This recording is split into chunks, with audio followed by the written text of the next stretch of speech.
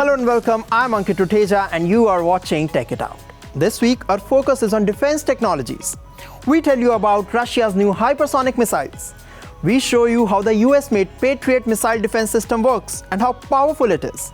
Find out about new WhatsApp features that can improve your messaging experience. Let's get started.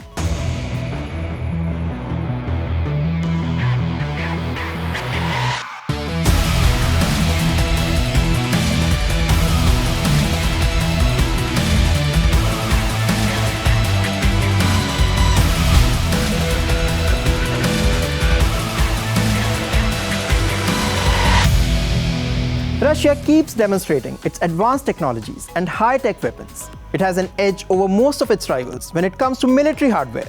These days, Moscow's focus is on hypersonic missiles, an important weapon in modern warfare. These missiles are designed to penetrate sophisticated air defense systems. It is more.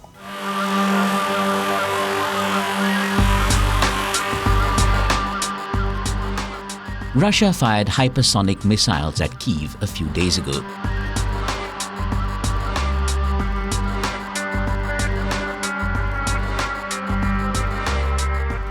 The hypersonic missile is called Kinzhal, which means dagger in Russian. According to Putin, the hypersonic missile could penetrate both existing and any future missile defense systems. But what makes it so potent?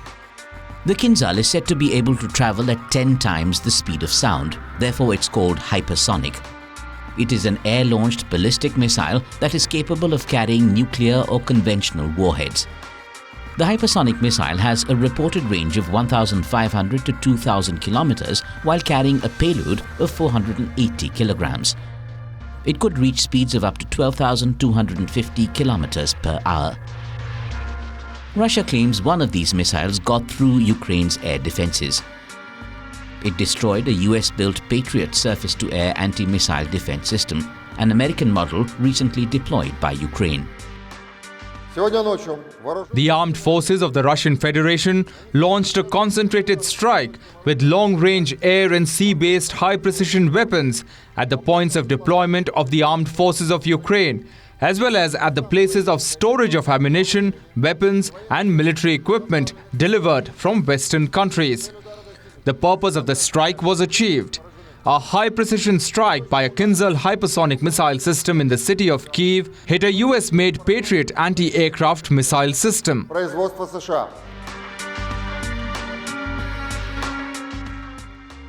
Kyiv, however, denies that Russia destroyed the Patriot missile defense system.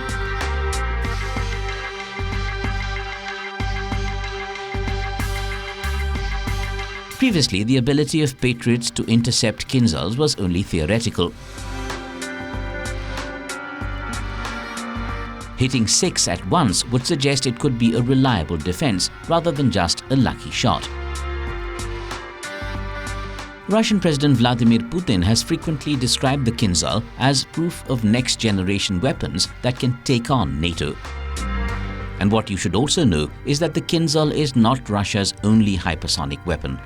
It also has a hypersonic cruise missile. Called the Zircon, it can be deployed by naval ships.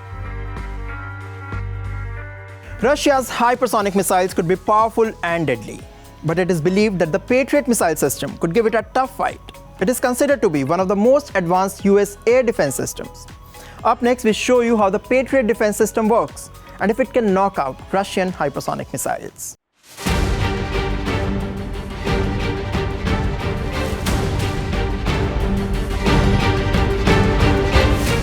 Look at this. It's the Patriot missile system. The Patriot stands for Phased Array Tracking Radar for intercept on target. Built by Raytheon Technologies, it's a theater-wide surface-to-air missile defense system. The Patriot can target aircraft, cruise missiles and shorter-range ballistic missiles.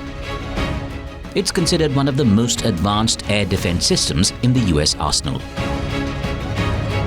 A newly made Patriot defense system costs over $1 billion.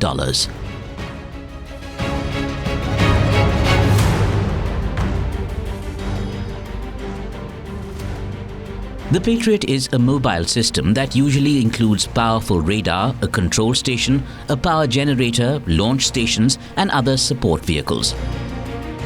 Its radar is said to have a range of over 150 kilometers.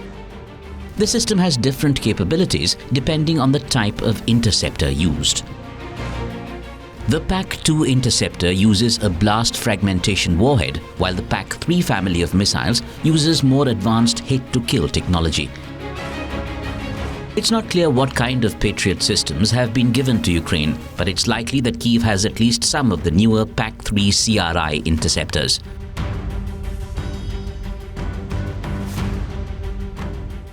Now comes the most important question. Can the Patriot systems knock out hypersonic missiles? The Patriot system was designed before hypersonic weapons were sent to the battlefield. And weapons maker Raytheon has not said that the Patriot system is effective against a missile flying at hypersonic speeds. While it's claimed that the Patriot system brought down the Kinzhal missile, it's not clear if that missile was traveling at hypersonic speed at the time. Ukraine has made it clear that it needs more air defense systems to protect against the barrage of missile and drone strikes from Russian forces. While the Patriot system is designed to intercept threats like aircraft and ballistic missiles, it can also shoot down the kamikaze drones that Russia has frequently set to hit Ukrainian critical infrastructure. But it would be an extremely expensive way to destroy drones that only cost a few $1,000s. And now comes the last question. How widely is the Patriot defense system used? Raytheon has built more than 240 Patriot systems. They are currently used by 18 countries, including the United States. According to Raytheon, the system has intercepted more than 150 ballistic missiles in combat since 2015. The system has been in high demand in the Middle East because of the threat posed by Iran to the region. Ukraine is facing a range of Russian threats. And the Patriot defense system can be good against some and may not be that useful against others. The United States has imposed several sanctions against Russia in response to Moscow's invasion of Ukraine. But we have a question. Are these sanctions really making a difference to Russia, especially when it's getting access to what it wants, including Western technologies? Our next report tells you more about it.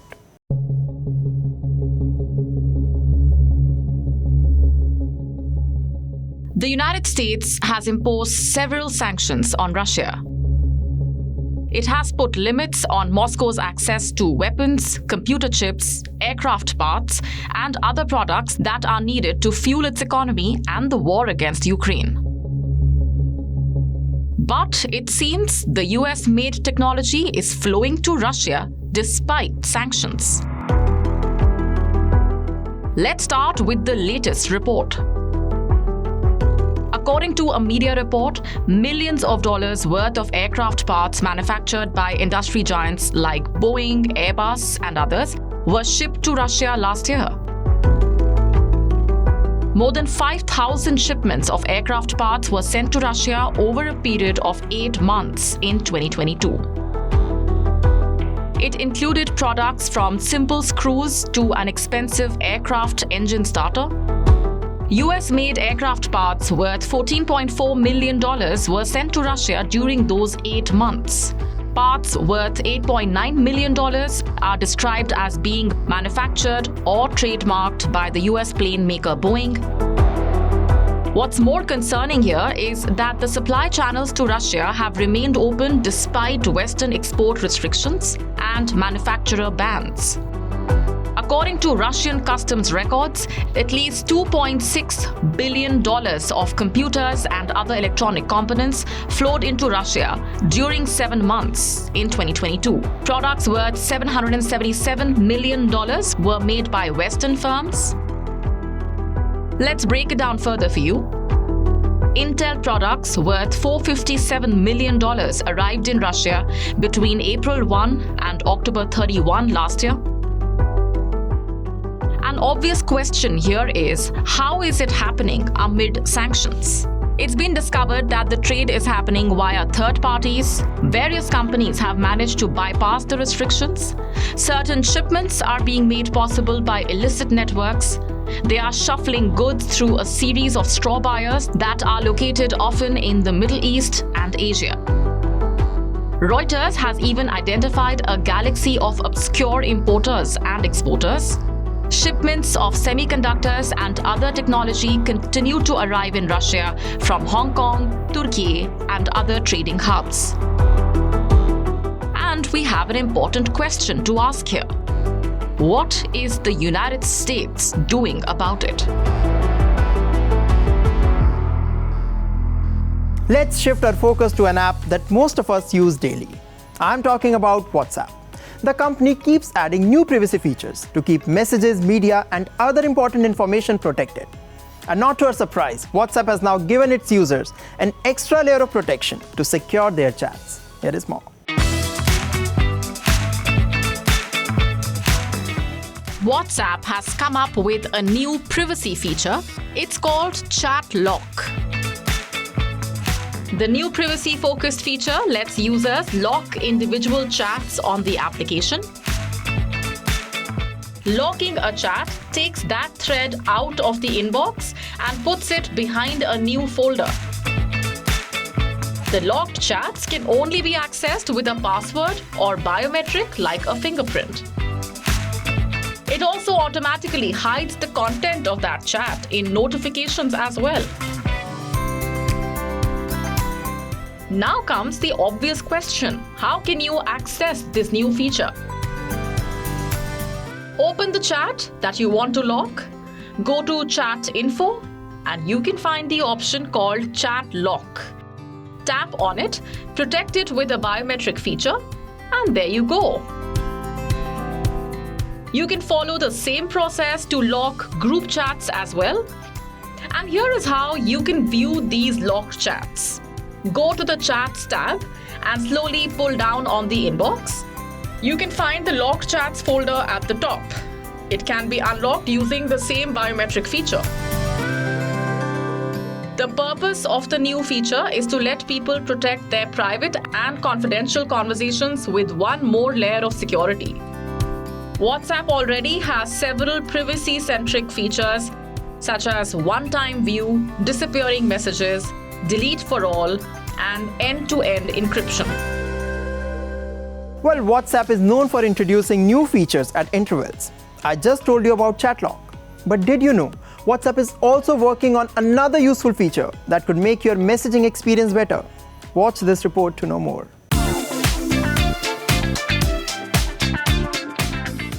Sending and deleting messages is a common practice on WhatsApp. Sometimes people delete messages because of errors in them. And there are times when messages are accidentally sent to the wrong users. What happens next? Delete for all. But it seems WhatsApp wants you to deal with such situations better. How? By enabling you to edit sent messages. WhatsApp could soon roll out the ability to make changes to sent messages. The company is testing the edit button feature for messages, which means if you spot any error in the message that has already been sent, you could fix it. You wouldn't have to delete the full message and send a fresh one. The feature is currently available for the beta users of the app. It's reported that there will be no upper limit to how many times a message can be edited. However, the option to edit a message will be available only for 15 minutes. The feature is currently in the testing phase and it could be rolled out for the masses in the coming weeks. On Tech It Out, we keep bringing you updates from the world of space exploration. Up next, we show you how the European Space Agency is training its new astronauts for future missions to space. 3, 2, 1, and liftoff of Starlink goes. The space race is on. Countries are gearing up for global space missions. Be it NASA's Artemis mission to the Moon or SpaceX's long-term programs to conquer Mars.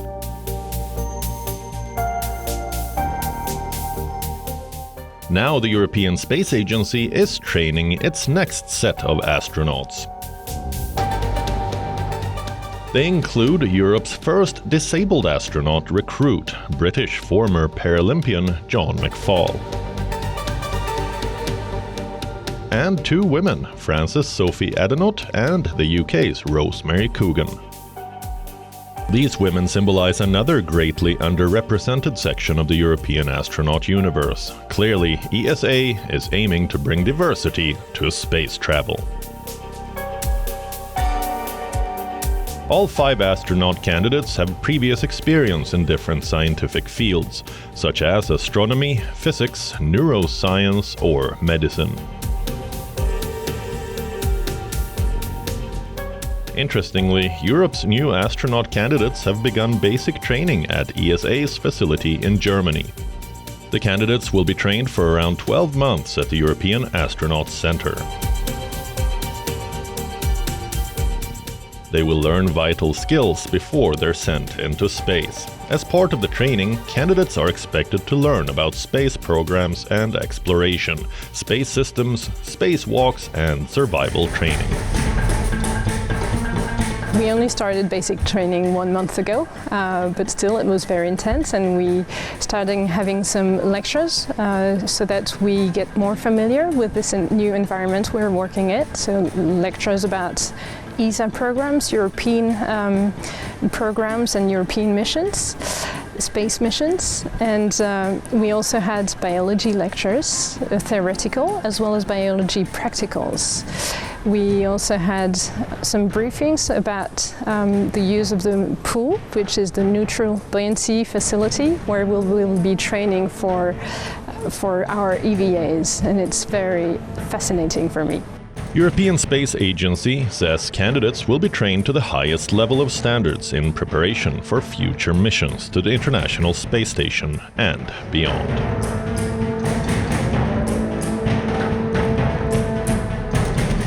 YouTube's recommendations are sending violent videos to children. Google will soon delete inactive accounts. The week gone by was buzzing with a lot of exciting tech developments, and we bring you the most interesting ones in a tech wrap.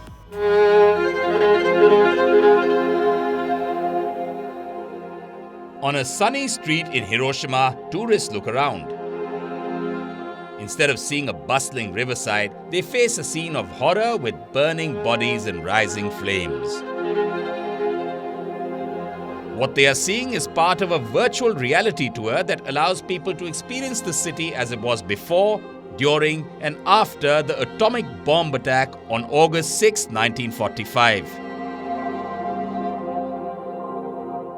It can be a disconcerting experience, but VR tour operator Hiroshi Yamaguchi believes it can help people better understand the impact of the nuclear attack as well as the city that existed before it.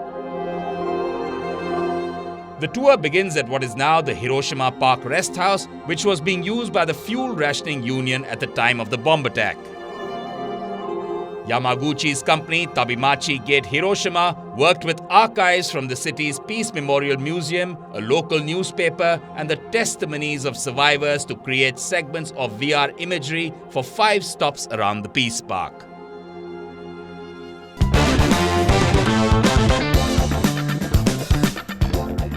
The public release of chatbots like OpenAI's ChatGPT, Google's Bard, Microsoft's Bing, and Baidu's Ernie have sent shockwaves in the academic world.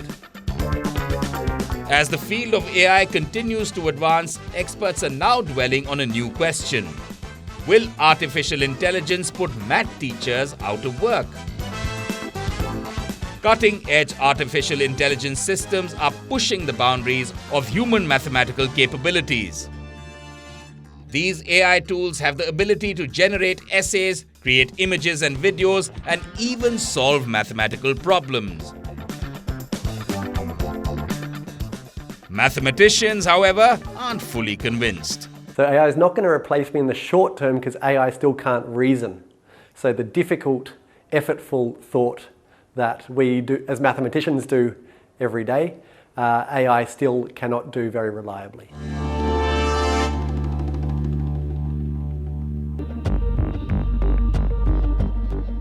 China has intensified efforts to remove false news and rumors from the internet. The country closed more than 100,000 online accounts over the past month that misrepresented news anchors and media agencies.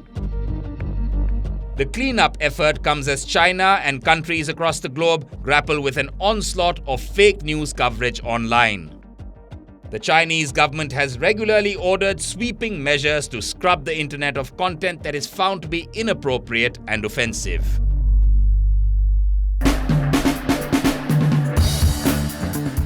According to a study, YouTube's recommendations are sending violent and graphic gun videos to children. Many of the videos violate YouTube's own policies against violent or gory content.